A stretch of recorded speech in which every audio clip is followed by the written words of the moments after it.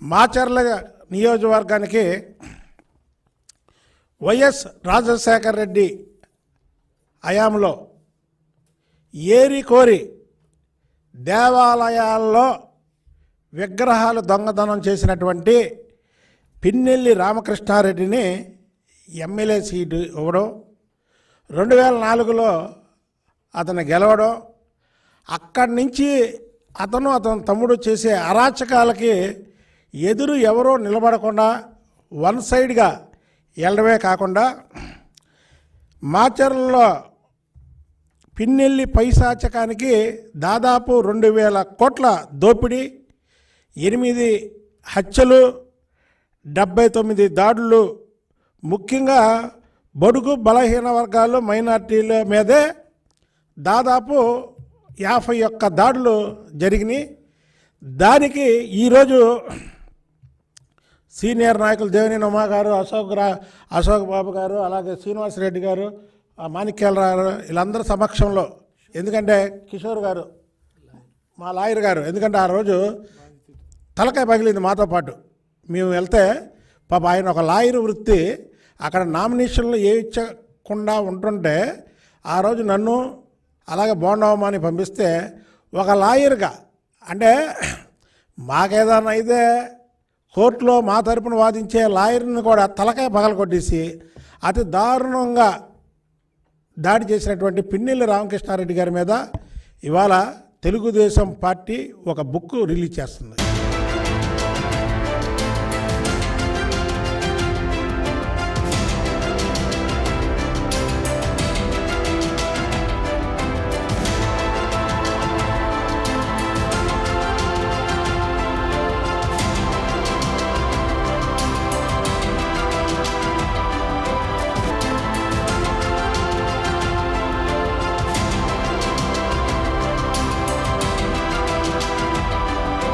పిన్నెల్లి రామకృష్ణారెడ్డి జీవిత చరిత్ర అంతా కూడా నేరమయం అంటే హత్యలు, దోపిడీలతో పాటు విగ్రహాలు కూడా దొంగతనాలు చేసే వృత్తి గల పిన్నెల్లి రామకృష్ణారెడ్డి. ఆయన్ని అధికంగా వైఎస్ రాజశేఖర రెడ్డి, తర్వాత అతని తనయుడు జగన్మోహన్ రెడ్డి ఇద్దరు కూడా అతిగా ప్రేమిస్తారు. ఎందుకంటే ఇతనుకున్నటువంటి ఏమున్నాయంటే ఈయన దగ్గర దోపిడీలు, దొంగతనాలు, హత్యలు ఉన్నాయి. కాబట్టి ఆ తండ్రి కొడుకులు ఇతన్ని పెంచి పోషించి మాచర్లలో 2004 నుంచి 2019 వరకు అతనికి ఎదురు లేకుండా అతనికి కావాల్సినటువంటి డబ్బు ఎలా సంపాదించుకోవాలి, దోపిడీ ఎలా చేసినా సరే మాచర్లో ఒక సపరేట్ చట్టం, దానికి పిన్నెల్లి రామకృష్ణారెడ్డిని మీడియా ముఖంగా ఒక ఛాలెంజ్ చేస్తున్నా. నువ్వు దేవుడి గుళ్ళో విగ్రహాలు దోచుకోలేదని, దేవుడి మీద ప్రమాణం కాదు, ఎందుకంటే దేవుడి విగ్రహాలే నువ్వు దోచుకుంటే దేవుడి మీద ప్రమాణం చేయడం నీకు పెద్ద ఈజీ. 2004 నుంచి 2024 వరకు నువ్వు మాచర్ల ఏదో నీ అడ్డా అంటున్నావు. కాబట్టి మాచర్ల సెంటర్లో నీ భార్య పిల్లల్ని తీసుకొచ్చి నేను విగ్రహాలు దోచుకోలేదు అని వాళ్ళ మీద ప్రమాణం చేయగలవా? అలాంటి వాడిని ఎన్నుకొని వైఎస్ రాజశేఖర రెడ్డిని దగ్గర నుంచి వైఎస్ జగన్మోహన్ రెడ్డి వరకు అతనికి ఎమ్మెల్యే పదవులు కట్టబెట్టడమే కాకుండా రాష్ట్రంలో ఒక నియోజకవర్గం, మాచర్ల అనే ఒక నియోజకవర్గం, అది ఎంతో పేరు ప్రఖ్యాతిలో గాంచినటువంటి మాచర్ల నియోజకవర్గం, అది పల్నాటి బ్రహ్మనాయుడు వాళ్ళందరూ నివాసం ఉన్నటువంటి కారంచేడుకు సంబంధించినటువంటి నియోజకవర్గం. అలాంటి నియోజకవర్గంలో దొంగతనాలే వృత్తిగా చేసుకున్నటువంటి ఇతన్ని పెట్టడం అనేది వాళ్ళు మరి రాజశేఖర రెడ్డికి, జగన్మోహన్ రెడ్డికే చెల్లింది. అలాగే మాచర్లలో ఈయనకు ఒక తమ్ముడు ఉన్నాడు, సొంత తమ్ముడు. ఈయనతో పాటు ఆయన ఒక దొంగ, ఈయన పెద్ద దొంగ, ఆయన చిన్న దొంగ. ఇద్దరే కలిపి మాచర్ల నియోజకవర్గంలో మారణ హోమం సృష్టించారు. ఉదాహరణకి మా మీద దాడి అందరూ చూశారు. ఇవన్నీ మేము మాటికి చెప్పడం కరెక్ట్ కాదు. మొన్న ఎన్నికల్లో కూడా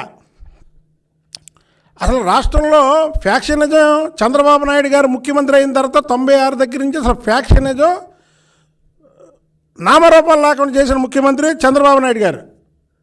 లేకపోతే అంతకుముందు ఫ్యాక్షనిజం రాష్ట్రంలో ఎన్నికలైన తర్వాత దాదాపు చాలా పోలింగ్ బూతుల్లో రీపోలింగ్ జరిగేది మా చిన్నప్పుడు. ఇవాళ రీపోలింగ్ ఎక్కడ జరగల, ఒక్క మాచర్ల నియోజకవర్గంలో జరుగుతుంది. ఎందుకు? అతను అక్కడ ఉన్నటువంటి ఈవీఎంలు కూడా పగలకొట్టే దుస్థితి. ఆ ఈవీఎంలో తెలుగుదేశం పార్టీకి 18 ఓట్లు అయితే 7 ఓట్లు ఫ్యాన్లకు ఉన్నాయి. అది ఇతని మీద ప్రజలకు ఉన్నటువంటి వ్యతిరేకత. అంటే 4 ఓట్లలో 1 ఓటు పిన్నెలకి, 3 ఓట్లు బ్రహ్మారెడ్డికి. దీన్ని చూసి తట్టుకోలేక అక్కడ ఉన్నటువంటి ఈవీఎంలు పగలకొట్టి అవాళ ఏదో అరాచకం సృష్టించి నియోజకవర్గం మొత్తం కూడా ఎన్నికలు ఆపేయాలి అనే ఒక ప్రక్రియలో భాగంగానే ఆ రోజు ఎన్నికల రోజు అక్కడ పనిచేయడం. అలాగే ప్రకాశం, బాపట్ల, పల్నాడు జిల్లాల నుంచి మాచర్ల మీదుగా ఇతర రాష్ట్రాలకు వెళ్ళే గ్రానైట్ రాళ్ళ మీద ఆయన ట్యాక్స్ దాదాపు 1200 కోట్లు దోచుకున్నాడు. ఆ గ్రానైట్ రాళ్ళతోనే కొడతాడు ఎవరినన్నా. మళ్ళీ మా మీద కొట్టింది నన్ను కానీ, బాండవమ్మని కానీ, మా లాయర్ గారు కిషోర్ని కానీ, ఆ రాళ్ళతో ఆ గ్రానైట్ రాళ్ళు అంటే బాగా ఇష్టం ఆయనకి. ఎవరికన్నా అన్నం, కూర, టిఫిన్లు ఇష్టం ఉంటుంది, వాడికి మాత్రం గ్రానైట్ రాళ్ళు అంటే బాగా ఇష్టం. సున్నపురాలు, గ్రానైట్ రాళ్ళు దాదాపు 1200 కోట్లు దోచుకున్నాడు. అలాగే మాచర్ల నియోజకవర్గంలో ఆత్మకూరు, రాయవరం, ఆలుగురాజుపల్లి, అడిగొప్పల, అమ్మవారి గుడి పరిసర ప్రాంతాల్లో గ్రావైట్ తవ్వకాల్లో దాదాపు 70 కోట్లు దోచుకున్నాడు. అదొక 1200 కోట్లు, ఇదొక 70 కోట్లు.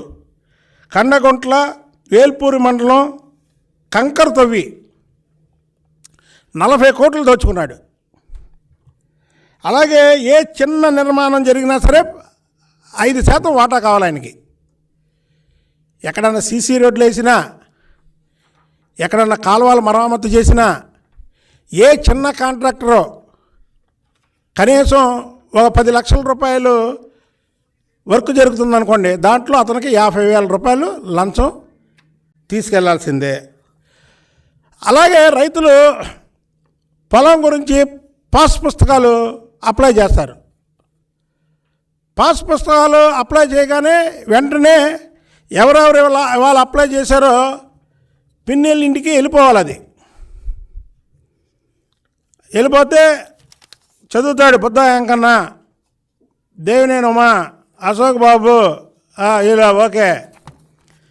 కానీ పాస్ పుస్తకాలు కూడా వదలకుండా 15,000 రూపాయలు ఇవ్వాలి.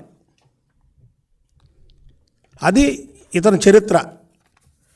అంత దుర్మార్గుడు ఈ రాష్ట్రంలో కూడా లేడు. అందుకే మనం ఎన్నికలు అయిపోయిన తర్వాత ఏ మీడియా పెట్టినా, ఏ ఛానల్ పెట్టినా, ఆఖరికి వాళ్ళ బ్లూ ఛానళ్ళు కూడా ఏదో 1, 2 తప్ప మిగతా ఛానల్ అన్నీ కూడా చూపిస్తున్నారు. ఎందుకంటే ఇక మనం చూపించకపోతే చాలా వెనకబడిపోతాము ఇక అని.